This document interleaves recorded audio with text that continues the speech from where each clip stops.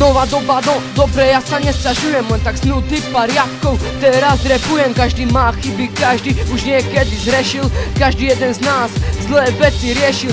Bolesť, je to pocit spôsobený nami, spôsobený láskou a citovými hrami. Faloš není to nič ako ľudská vec ďalšia, faloš je predsa len maska naša, za ktorou sa skrývame a potom sme iní, z ktorej často vyplýva ten pocit viny. Nenávisť je to len výsledok driny, výsledok prác, keď není nič za nimi.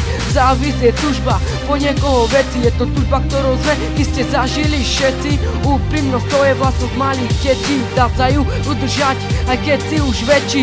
Hriechy robí každý, aj ten, kto nechce, každý jeden z nás kryť svoj si nesie. Každý má napísaný scenár do bodky presne, každý žije podľa nót svojej osudovej piesne.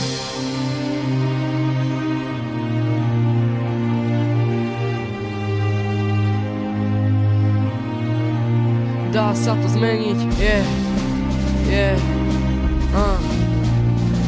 treba len veriť,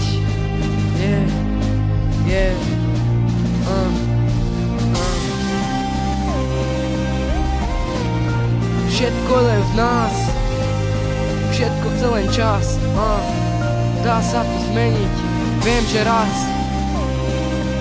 môžeme inak žiť,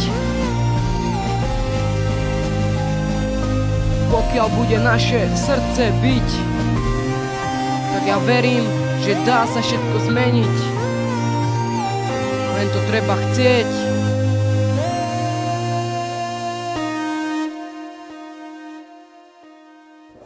Každý chybuje, asi to tak má aj byť, bez toho by človek asi nemohol žiť. Ale verím, že dá sa to všetko zmeniť, dá sa zmazať hriechy, na dobro premeniť. Je to len v tebe, len ty si vlastný pán, jediný, kto vie, čo chceš, si vždy ty sám. Aj mňa mrzia veci a chyby, veľa ich mám, preto sa často s modlitbou k oblakom upieram. Často pozerám tam hore, lebo chcem to zmeniť, není možné bez jednej chyby nežiť. Ja verím, že dá sa to všetko zmeniť, dá sa to zmeniť, stačí len veriť.